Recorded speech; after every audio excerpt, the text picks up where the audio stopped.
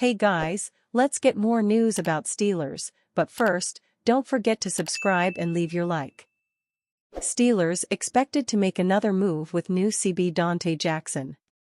The Pittsburgh Steelers didn't fare well in the trade for cornerback Dante Jackson in the eyes of many NFL analysts.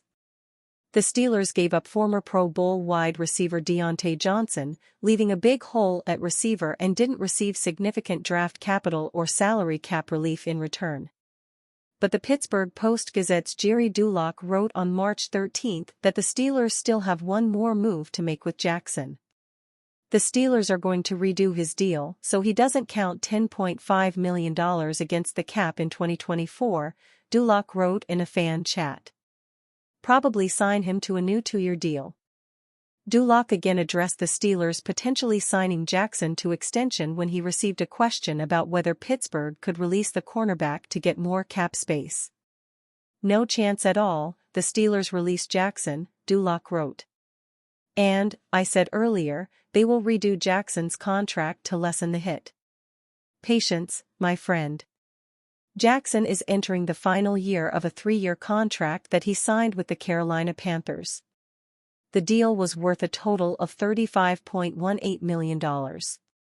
As Dulac mentioned, Jackson is currently set to have about a $10.52 million cap hit in 2024. Jackson has a smaller cap hit than Johnson, but by trading the 27-year-old wideout, the Steelers accepted a $5.83 million dead cap hit. That's a $1.2 million larger dead cap hit than the one the Steelers took by releasing quarterback Mitch Trubisky. Therefore, the Jackson-Johnson trade was a near-equal trade in terms of cap money exchanged. Spotrac reported on March 13 that the Steelers possess about $18.9 million in cap space remaining for the 2024 season. That ranks 17th in the NFL and about $4 million under league average, which Spotrac placed at roughly $23.59 million. That's not a ton of space with wide receiver, center, safety, and defensive line still outstanding needs for the Steelers. The team could also use more cornerback depth even with the addition of Jackson. Dulac's proposal that the Steelers sign Jackson to an extension, though, would open additional space. Dulac didn't speculate what kind of extension Jackson could be worth. But Steelers Depot's Joe Clark noted Jackson is due a roster bonus on March 16. The Steelers will have to agree to a contract extension with Jackson prior to that date. That means fans could know Jackson's value on an extension very soon. The Jackson-Johnson trade left the Steelers with another need and arguably didn't completely fill one at cornerback. That's why getting more cap space with a reworked Jackson deal is essential. But the Steelers could also still create more cap space with other contract restructures or extensions. SI.com's All Steelers Noah Strackbine named edge rusher T.J. Watt, safety Minkah Fitzpatrick, and edge rusher Alex Highsmith all contract restructure candidates.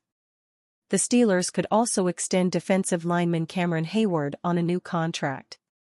Hayward is entering his final season and holds a current cap hit of $22.4 million for the 2024 season.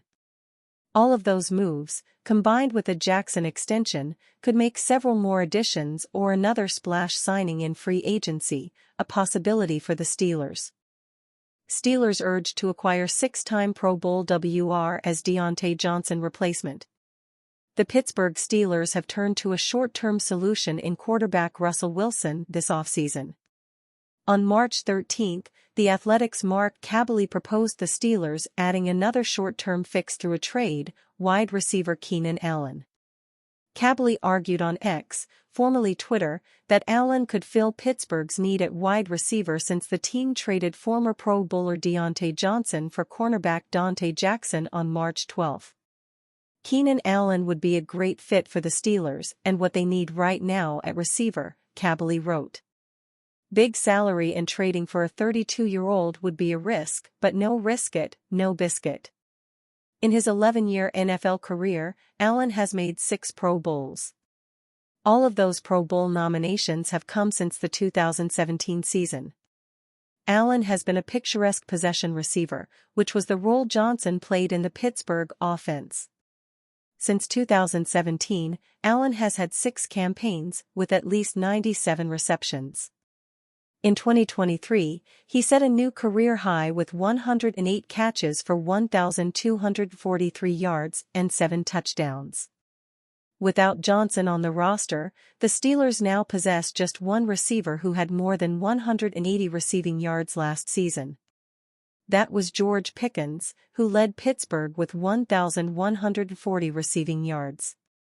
Even in an offense that struggled mightily at quarterback for most of the season, Pickens averaged 18.1 yards per reception. The Steelers will be looking for a receiver to play opposite Pickens, who can be shifty and quick on underneath routes. Even in his early 30s, Allen is one of the best possession receivers in the NFL. He hasn't averaged more than 11.5 yards per catch since 2018, but Allen has registered 96.8 receptions, 1,064 receiving yards and 6 touchdowns per season over the last 5 years. Allen is 5 years older than Johnson, but Johnson has surpassed Allen's 5-year averages just once in his career. Allen possesses a short shelf life, but so does Wilson, who turned 35 in November.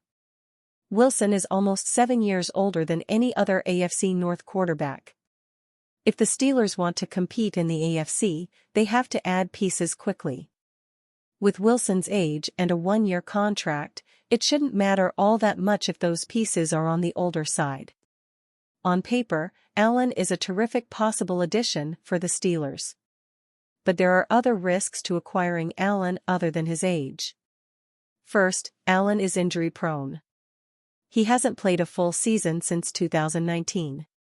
Furthermore, Allen has 1 year remaining on the 4-year, $80.1 million contract he signed with the Los Angeles Chargers. For the 2024 season, he possesses a $34.7 million cap hit.